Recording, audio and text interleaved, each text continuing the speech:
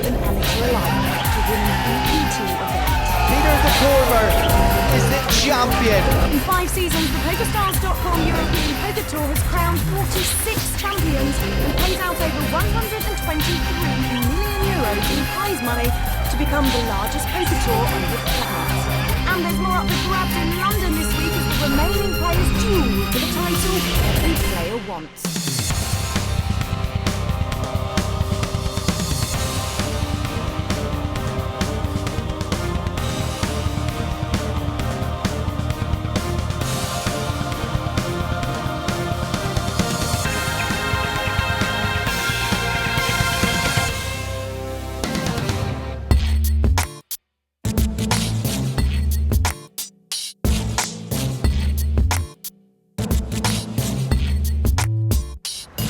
Welcome to the hustle and bustle of cultural, historical, iconic London, a city home to over 7.5 million people. That's a population equal to Bulgaria, Israel and even Switzerland.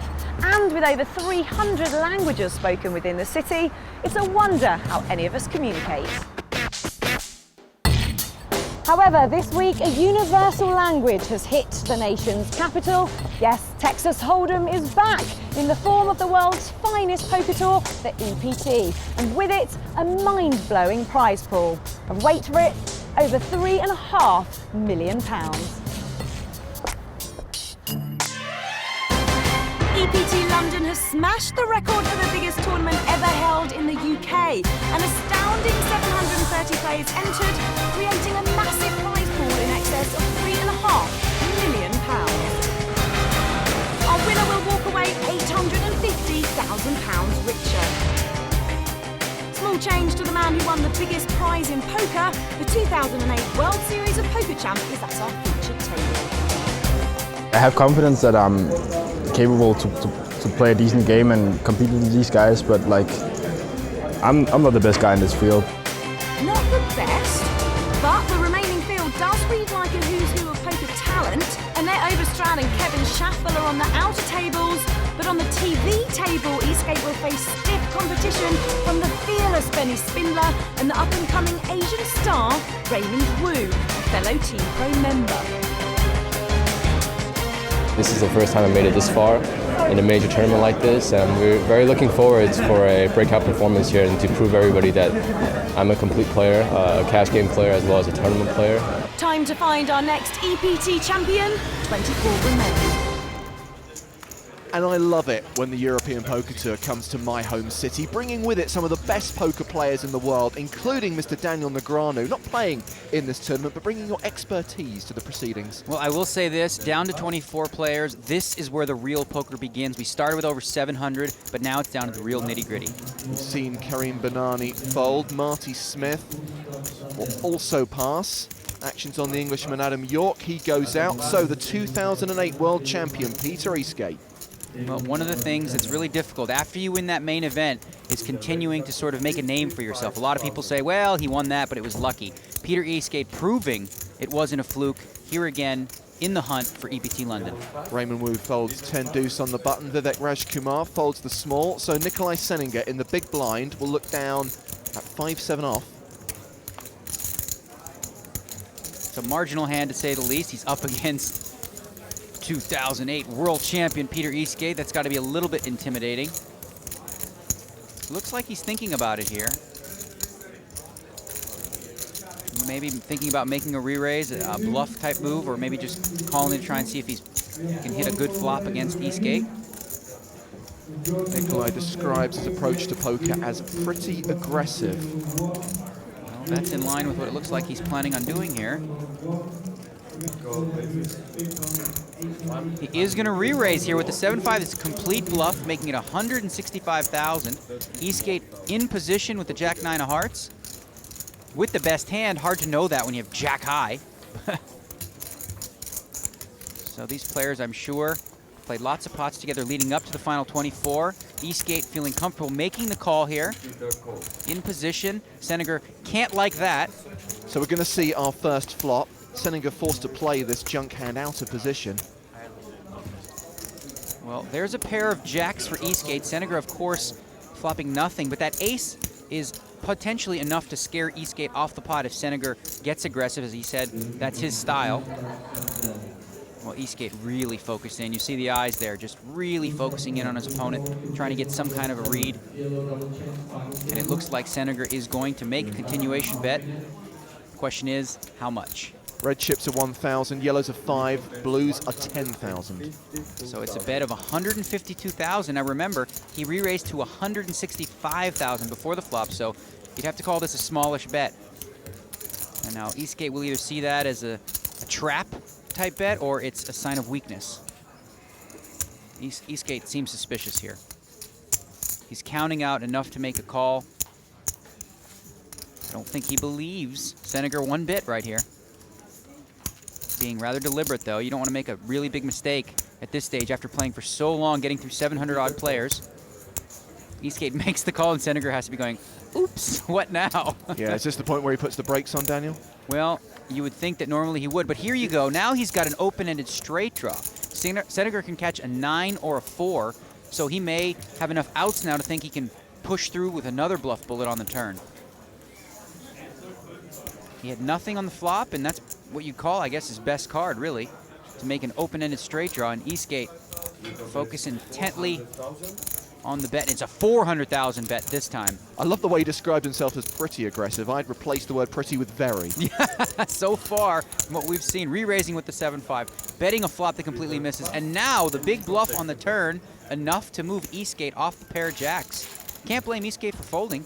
A guy re-raises you, bets, and then bets again. What are you going to do with middle pair? Yeah, and through that aggressive play, Senegar adds about 300,000 to his stack. Well, definitely a force to be reckoned with. It's tough to play against a guy who bets hands that way.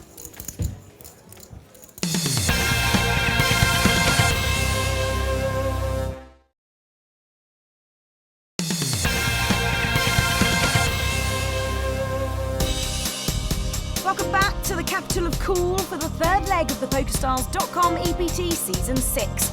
For the first time, we're not in the confines of our usual home at the Victoria Casino. We've outgrown it, so we've popped across the road to the Hilton Metropole for the biggest poker festival ever to be held in the UK. 16 different poker events have been running this week, from ladies' tournaments to the high roller event, where Matt Glance pocketed himself an impressive £500,000. Now, arm wrestling wasn't an official event, but Alex Gomez and Andre Ikari had to find something to do after they Many a big name found themselves with time on their hands. Lusk, Ivy and former champ Corran all out on day one, while notable cashes include Teddy Sheringham in 49th, Joanda in 40th and Chris Ferguson in 37th. And joining them on the rail is Theo Tran. He's just pushed all in with ace king and run into the random pocket jacks. Unfortunately, he lost the race and is out in 25th. Back at our feature table, we've lost Karim Benani. He's been moved onto the outer table so that we can balance the field. Blinds are still 12, 24,000. I give this back. Well, Peter Eastgate, after losing a pot, throws that hand away, and we see Raymond Wu. Now, Vivek Rajkumar, this kid has been on a tear. Winning the Heads Up Championship, winning another tournament, just all over the place, winning, winning, winning. Seems that when your confidence is high, you get on a streak, you look at 8-6 offsuit and you go, hey, I win every pot I play, let's raise it up to 61,000. Well, in the small blind is the aggressive Benny Spindler. We remember him from the Bahamas, Daniel. Well, Benny Spindler picking up the hand, pocket aces, up against Vivek Rajkumar, who's just got his hand in the cookie jar trying to steal this pot. Question is, how will Spindler play it? Will he slow play it, try to set the trap, or go for the re-raise? Now, if he does, you'd assume that Rajkumar is just going to jump ship. Although a 3-bet from Benny Spindler doesn't often mean much. Well, then again, though, you have 8-6, so Vivek is going to have a tough time making a case for calling a re-raise here. But these days, a lot of these kids won't just call the re-raise. They have the 8-6, and they'll just say, I'm all in. I've seen it many a times. So let's hope for Vivek's sake that he doesn't get that sort of little bit of boost of confidence and say, 8-6, this could win. How much are you playing? What? Uh-oh. To start the hand. Probably about 1.2. That's the thing, Benny's reputation precedes him. Vivek obviously not thinking about whether his hand is the best hand here. He's thinking about how strong is Spindler. If I re-raise him, will he call me? If I move it all in, does Spindler have the kind of hand that he can call? We know, obviously, we can see the cards, and yeah. This is one where you want to abort mission, Vivek. Again, it is difficult playing against a guy like Spindler, as you said, very aggressive. He's re-raising not just with aces, he's going to re-raise with a lot of hands. And Vivek does the smart thing there. He gets away from the trap and folds the 8-6. So I'm sure Spindler a little disappointed. He's thinking in his head, come on, do it, Vivek. Stick those chips in.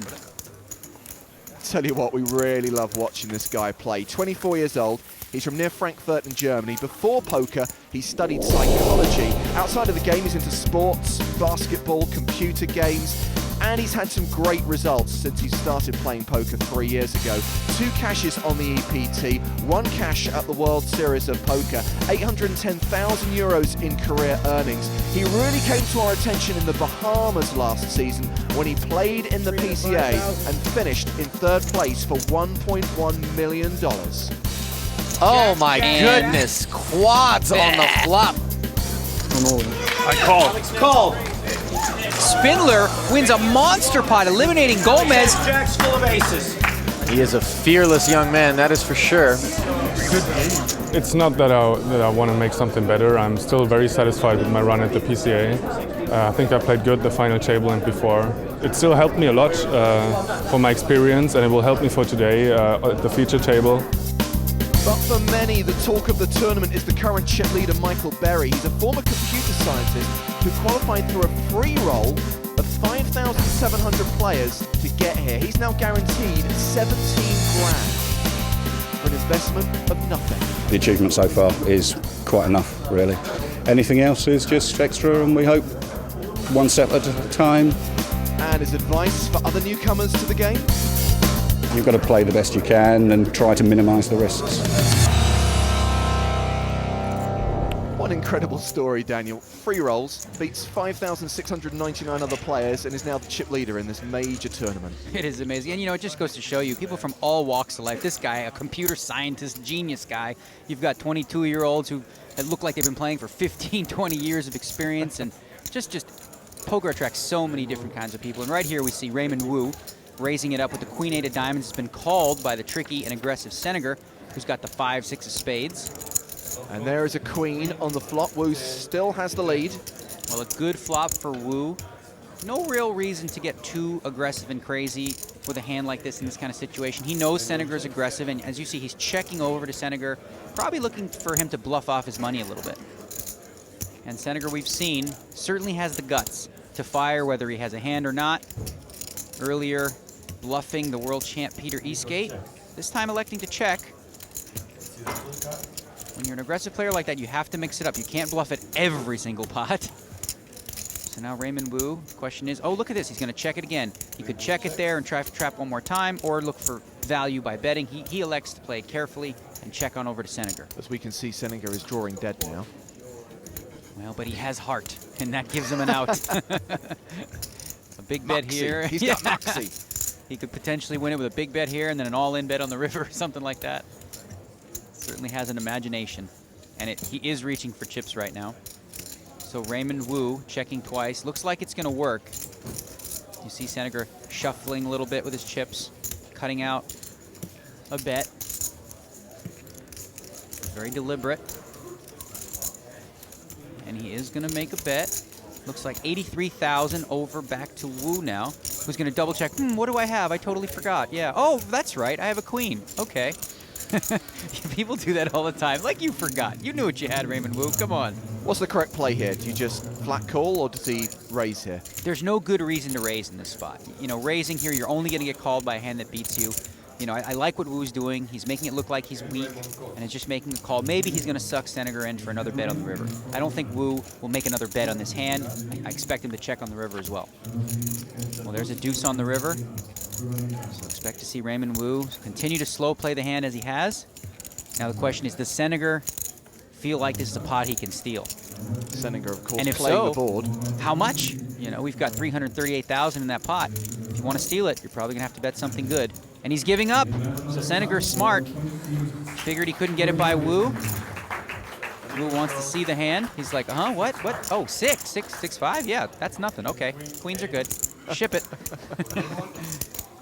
So a little bit exposed with Senegar there in that pot. Of course, he didn't turn over the 5-7 against Eastgate, but now players all go, oh, so that's what you've been doing. Okay, we're on to you, buddy. Well played by Wu there. And there are the Raymond Wu fan club. Well, they're happy with the way he played that hand. As he certainly maximized on it. Going to be under the gun on this hand. Poker's not always about push, push, push, bet, bet, bet. As you saw with that hand with Raymond Wu, I was very impressed with the fact that he shut it down and he allowed his opponent to sort of dictate the betting, and he got more chips that way. Had he bet at any point, he wouldn't want anything. Action folded around to Benny Spindler with queen 3 of clubs. Spindler putting a chip on his cards, taking a look around the table, trying to figure out if this is a hand that he wants to attack the blinds with. Looks like he's grabbing for chips. And he does make it 55,000, relatively small raise. Blinds at 12 and 24,000. Action over to York. He's going to lay it down. So just Peter Eastgate left. He's in the big blind. King Jack, and he says he's all in. You know, and Eastgate didn't waste any time. He looked at those cards as soon as he did. Boom! I'm all in. 533,000. Pushing it right back over to Spindler. And you have to imagine the Spindler's going to fold it. It's almost $500,000 to call here, and he quickly does. So Eastgate risking his tournament there, making a good read as King Jack was the best hand. And I know something you'll be pleased about, Daniel. There was no Hollywooding from Spindler there. It's like, I tried, failed, Yeah, fold. oops. Yeah, I mean, a lot of guys do that these days where they hum and haw and they have 9-4 off and they're like, okay, you know, I got to pretend that I had something. It's okay. Everyone bluffs. You know, no shame in bluffing. Action on the outer tables. The elimination of Andrew Lichtenberger, taken out by Rui Milhamens with a better flush. Lichtenberger, an up-and-coming player. He got deep in the main event at the World Series of Poker this year. King 6 for Eastgate, not going to play that one. Back on Raymond Wu. Jack King. Looks like Eastgate passed those cards on over to Wu. That's what he had last hand. They're moving their way around the table. Don't worry, Vivek, it'll be your turn next. It's very, very serious at this stage of the tournament. You know, often on day one in the early stages, people are joking around and kind of having fun. Now it's all about, you know, intense focus, not making mistakes, and up to 67,000 goes Wu. Lay down there of an ace by Vivek. And there's a couple of aces. Wow. It's the second time Benny Spindler's had aces. This isn't fair for a player like Benny Spindler to get hands like this, because he's generally a guy, as we mentioned, is very aggressive. You know, if he re-raises here, Wu might get frisky and say, you don't have it again, do you? So the question is, how does he play it? And he's just calling. Okay, so Spindler setting the trap, maybe hoping that one of the blinds decides to get frisky and do what's called the squeeze play. Often when a player doesn't re-raise before the flop, the opponents think, okay, he probably doesn't have anything good, so if I re-raise, they'll both fold. I'll pick up all these great chips. Well, there is no squeeze. The blinds are both folded, so Raymond Wu will go heads up to the flop against Benny Spindler. Doesn't want to flop a pair. Oh, and he has. He's flopped top pair, jacks with a king kicker. This could be big trouble for Raymond Wu. Spindler did not re-raise before the flop. Hard to put him on an overpair. Hard to think even he has ace-jack, so Wu has to think right now his jacks with a king kicker is the best hand. And it looks like he's going to bet and protect it. Spindler thinking, all right, I got you. Come on. The water's fine. 75,000. And Wu really looking to get played with right here. Of course, we have the luxury of knowing that he's in bad shape against Spindler's aces, but generally with a hand like this, you flop top pair, you want to get a little bit of action. You know, if Spindler has a hand like 2 7s or 2 8s, he's probably going to call here, and that's what Wu wants to see happen. Spindler just calls again, so slow playing it even further. Pot ballooning over 300,000 now. Well, that's not the best card for Wu to see. It's an overcard to his jack, but he shouldn't be too worried about it. Really, if Spindler has a queen in his hand, the only queen he would have really is probably queen jack. Wu's going to check over to Spindler, who, you know, obviously now has to say, okay, if you're going to check, I must bet the aces. He bets 112,000. You know, and I don't think Wu should be too afraid of that queen. As I mentioned, the only real combination with a queen in it that Spindler should have, he's not going to call the flop with king-queen. Possibly ace-queen, but unlikely. He probably would re-raise with hands like that. That's what Wu has to be thinking.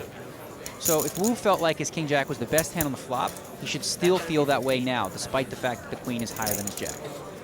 He doesn't look comfortable facing that bet, does he? Well, he's out of position. You know, we talk about this over and over on these EPT broadcasts. Position is power.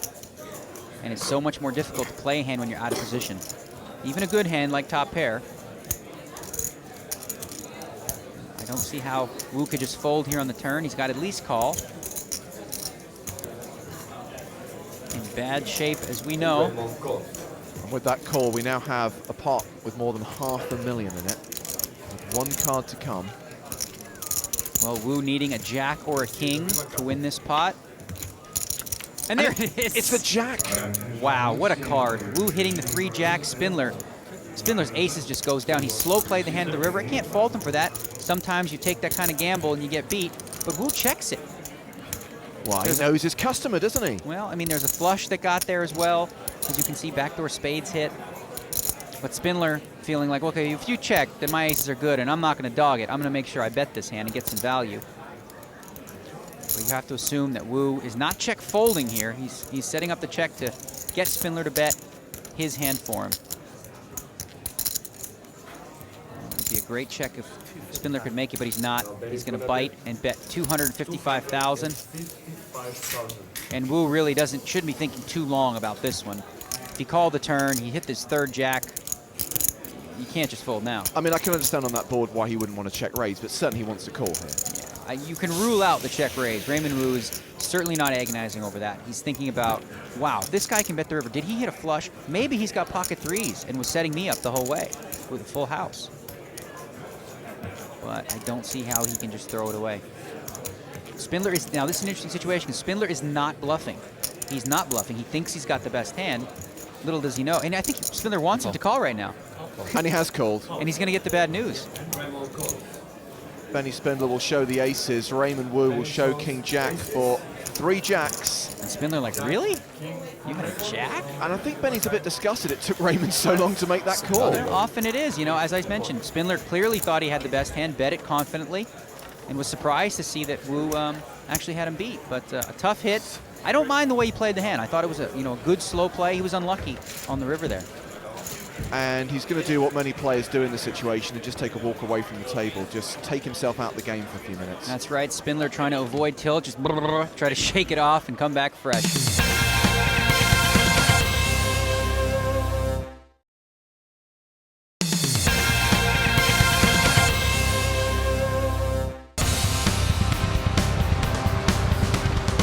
Welcome back to the English capital, London, for the PokerStars.com European Poker Tour. During the break, we lost WSOP finalist Kevin Schaffel in 19th place, and I caught up with him. Kevin Schaffel just left the tournament, unlucky. You don't really care, do you? Because what's happening this year?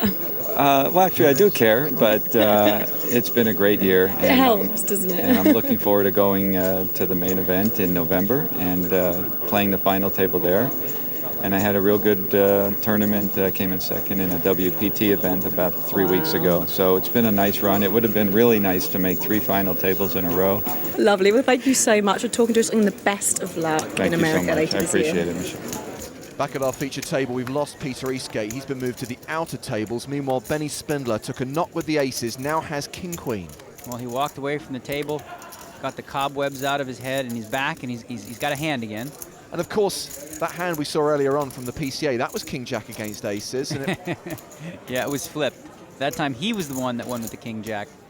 This time, his aces got cracked by the King Jack.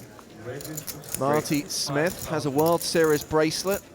Won the Irish Open a couple of years back. Spindler raising it up to 65,000 this time with the King Queen. Action on Adam York now. He's on the button with 2 5s. All in. Oh, he's going to go all in. Okay, he's going to play it aggressively. Coming over the top for all of his chips. 578,000 goes into the middle. Action is going to be folded back to Benny Spindler. Well, Spindler here in a coin flip situation. You see the percentages. It says call. Very close, but wow, that's a very loosey-goosey kind of call. Making the call with 2 overcards. Little surprised. Is he still steaming by any chance? Might be a little bit, but you know, as it turns out, he's in good shape. But he could have been up against an ace-king, and ace-queen made a good read, obviously, as we can see. Good luck. in a coin flip situation. So Adam York from Bristol in England finds himself in a coin flip situation. So far, so good. It's not a coin flip anymore. The 2-5s well in front. You see 71% now to hold. Spindler needing a king or a queen on the turn. Running hearts would do it for Spindler also. Turn card. Wow, Is the queen of hearts. Well, that's a death card for York. Now York is down to one card. He needs to catch one of the remaining 2-5s. Otherwise, Spindler will be back on track after having his aces cracked. We'll get those chips back here against Adam York. The river card is a blank. In fact, it gives Benny Spindler the king high flush, and Adam York will go out of the tournament in 18th place and will collect £17,000 from the cage. A little bit of overkill with that river. He certainly didn't need the heart, just had to fade the 5, and Adam York made his claim at the pot with the 2-5s pushing it all in, and just didn't work out for him. Meanwhile, Spindler has the title firmly in his sights. There have been 5 London champions, of which 3 are British. The first, back in season 1, was John Shipley. He took down the title and a 200 grand first prize. Season 2 was the second of the Brits, Mark Telcher, who won 408,000 for first place. And in season 3, Vicky Corran beat a 398 strong field to win 500k and be crowned Queen at the London Victoria Casino. The following year saw the first non-Brit to win the title when Lebanese Joseph Nouawad took home £611,000. And last but by no means least, the USA's Michael Martin won a cool $1 million, beating a world-class field of 596 to the title. Right now, 17 hopefuls remain, including 1 previous WSOP champion. And at the outer tables, Peter Eastgate is all in and at risk against former World Series of Poker Europe champion Annette Oberstad. Jacks against ace-10. Annette can eliminate Peter with an ace on the river.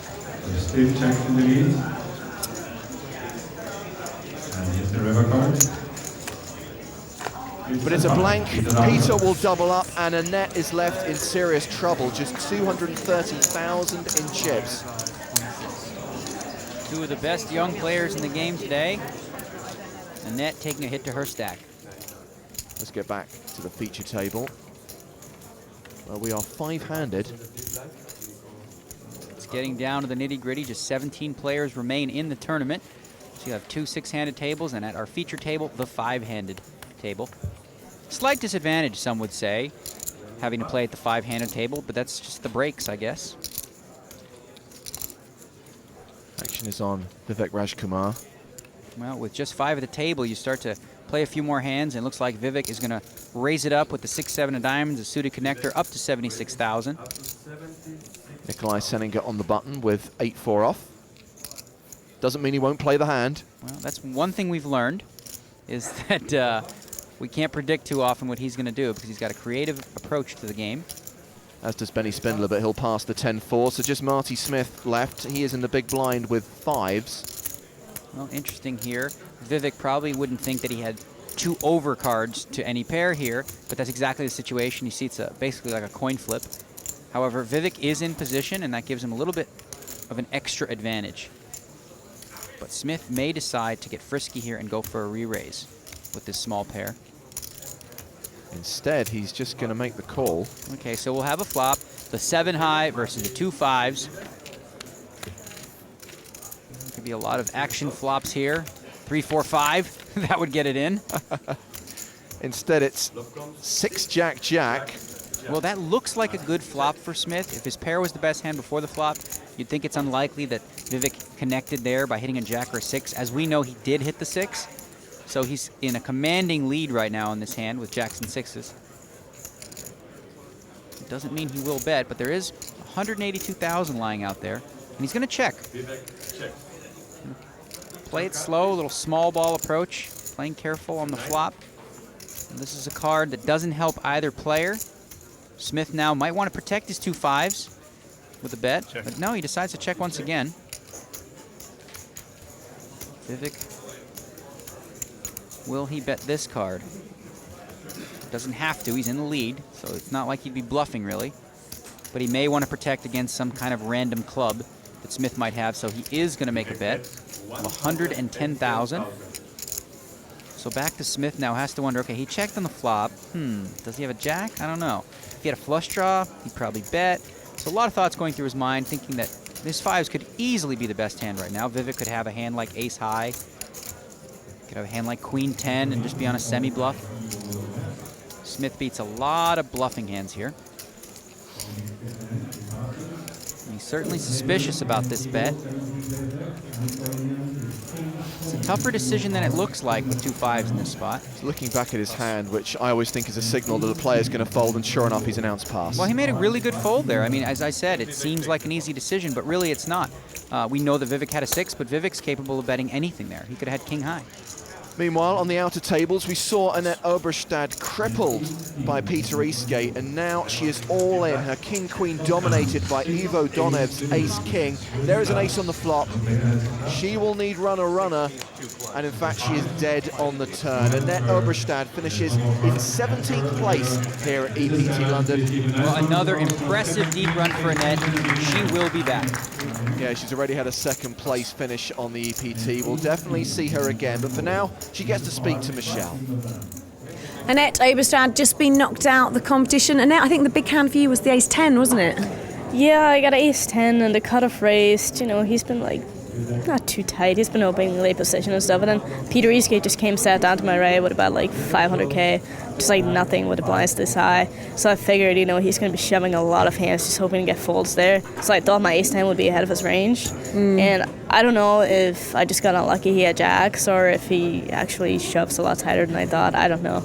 Interesting to find out. Yeah, I mean, it might have been a bad play, but still, I just never felt like I had any spots whatsoever. I never had any hands, and I just You're not one for sitting there, are you, either? You like to play. No, but I've been sitting here since we started, and I just never had anything, like, didn't get anything going, and no hands, like I said, it's just so tough to, like, kind of expect to get a hand if you haven't had one. Yeah. So I just like, well, ace-10, you know, it could easily be a flip. I'll just get it in and see what happens. I'll double up.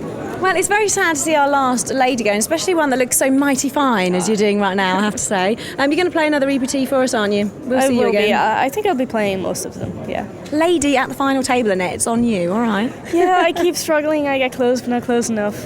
Excellent. Well, unlucky, but well done for cashing. Thanks for talking to us. Thanks. Well, with Annette gone, we're down to 16. That's 2 tables of 8. Local chap Michael Berry is still sitting comfortably at the top of the leaderboard with over 2 million, but Seninger and Gustafsson aren't too far behind. The other remaining Englishman, Dominic Cullen, is in the lower half of the table with 820k. Karim Banani is the tourney short stack. Reigning world champion Peter Eastgate is feeling low too, but with his track record and experience, it's unlikely to be game over just yet. There is the outer table, and on our TV table we're going to do something very exciting. It's my favourite thing on the EPT. It's where we get to see only one player's hole cards. We are going to sweat with Raymond Wu. Well, Raymond Wu is a creative player. We've saw him play a few hands in a very interesting way. Very careful, letting his opponents bluff their chips off to him. He's done that a couple times already, and it's worked well. Here he picks up the Jack-5 of clubs. Everyone's folded to him in the small blind.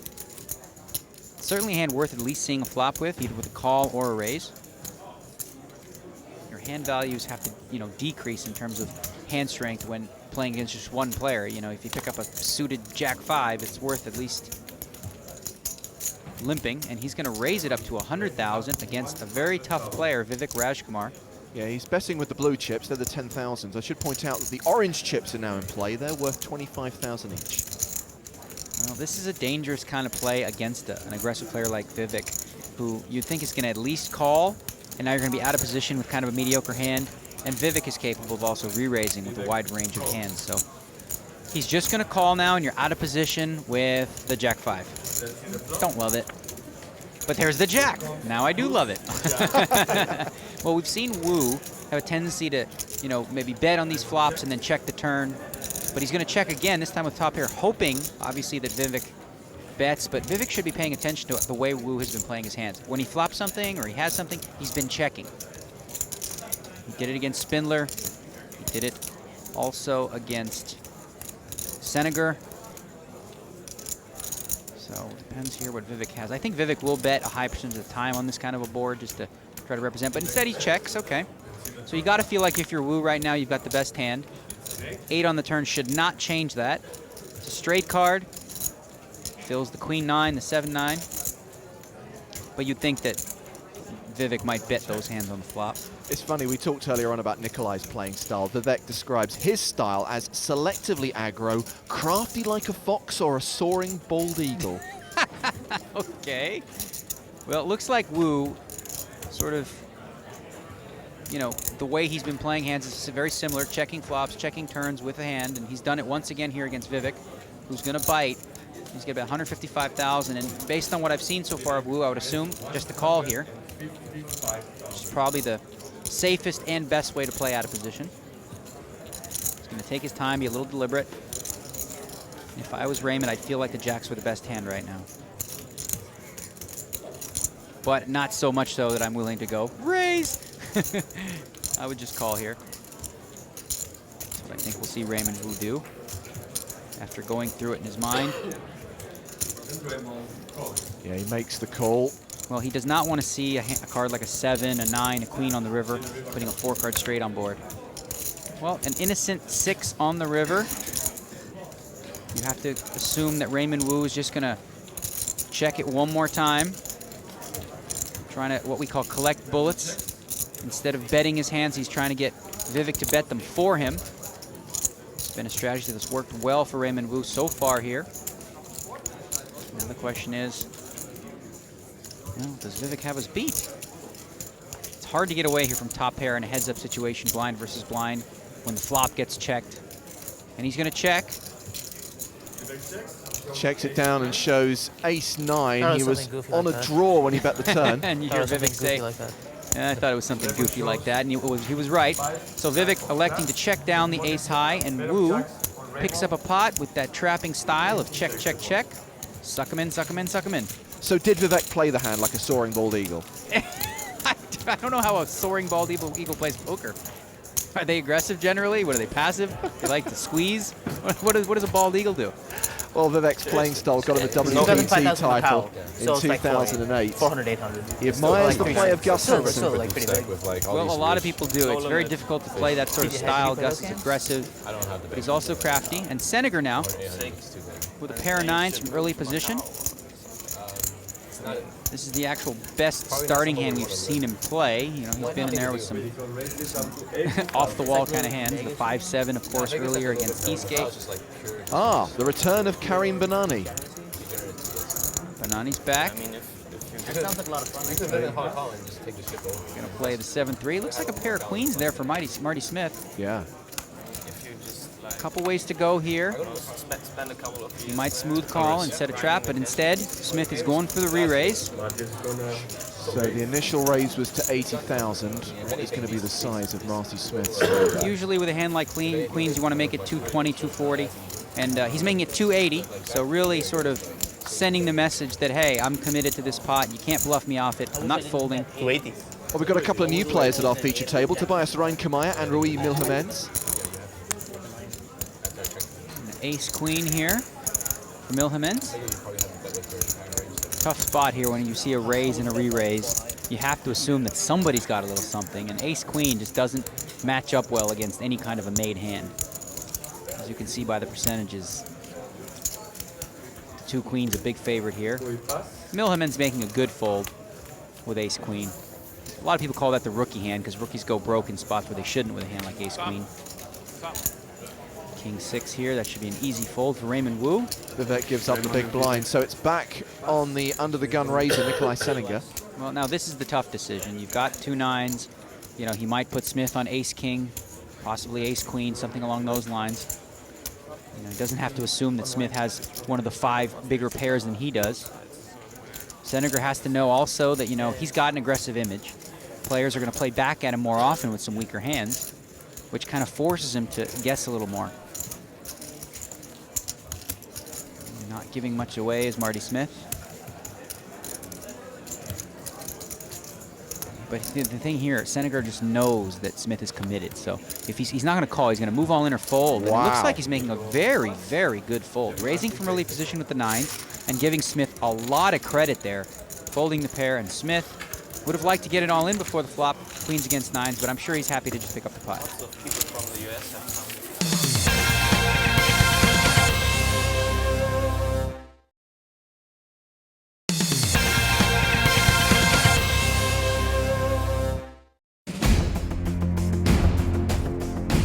Welcome back to the richest poker tour on the planet, the PokerStars.com EPT. Over 123 million euros has been won in 5 fabulous seasons. And this week we're in London for the 3rd event of season 6, where someone will be walking away with nearly €1 million. That's £850,000 sterling. 16 players remain in the battle for first place. And this man is the new tournament chip leader, Norway's Martin Gudvangen, wearing a Magic Eye puzzle hoodie. Oh boy. He's on the outer table. These 8 guys are on our feature table. Lines 15 and 30,000. As you can see, £850,000 is what these players are playing for. Everyone going for that first place trophy as well. Action on Tobias Reinkemeyer. 3-5 of spades. Is the German player going to get creative?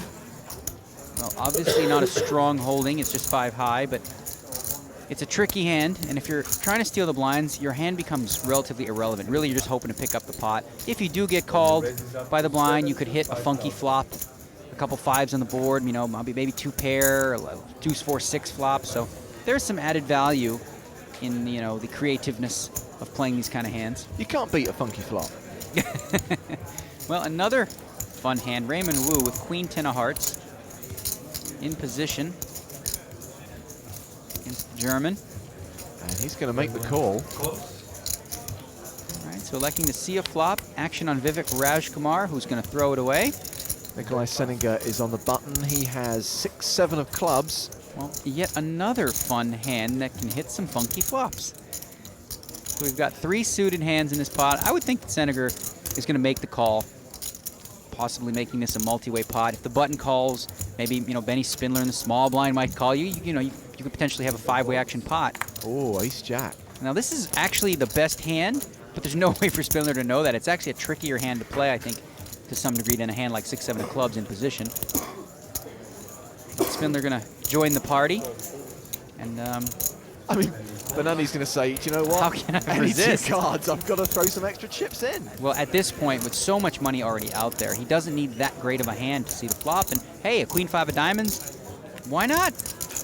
Well, we don't see this very often, assuming that Benani makes the call, Daniel. 5-way action to the flop at this stage of a tournament. Absolutely. It's rare. It's only 45,000 more for Benani. It would be a mistake, actually, to throw the hand away. So he is going to take a flop, and we've got 5 runners to the flop. We can just about get all the graphics on the screen. There's a lot of flops that could hit that could create some crazy action, some players sharing cards. Well, there's a 10 for Wu and the flush draw. Raymond Wu taking monster control of this hand. You see Seninger also flopping a pair of 6s with a straight draw. Everyone else just completely missing the board. Wu has checked a lot of hands in these kind of spots, but now with so many players in the fight, you think, you know, you can't check this one. You got to seize the moment. It's a great hand. Anytime you can flop top pair and have additional outs, like a flush draw or a straight draw, it gives you a little bit more confidence, because even if you're beat, you've always got outs. So there's really no hand in the deck that could have Wu completely drawing dead. If someone has a better hand than he does, well, he's got the flush draw. If somebody has a better flush draw than he does, well, he's got top pair. So always a great spot, top pair and a flush draw. And nobody else joins the party. A good fold from Seninger, folding the bottom pair and straight draw. Wu, he would have been happy to get all in on that flop. Wu picks up a nice pot because so many people came in after that initial raise. Certainly, and that's one you can't just leave out there. Hot odds. More people enter, the juice here becomes. It's hand number 53. Reinkemeyer. Well, a lot of these hands happening here. A lot of suited, fun connectors here. He just came off of playing the 3-5 of spades. He's got a little better hand this time with the 6-7 of spades. The second time might be the charm. Looks like he's coming at it again. Well, once again, he's playing a suited connector, raising it up to 75,000. 75,000. No, it's like everybody suited every hit. This time, the 7-4 hearts will go in the muck. Action back on Raymond Wu now. 2 deuces. These hands are actually very similar in that with a hand like deuces or 6-7 of spades, You're looking for that real big flop. Obviously with the deuces, you're trying to flop a set, 6, 7 of spades. You know, you're trying to really hit it hard. And if you don't, they're easy hands to get away from.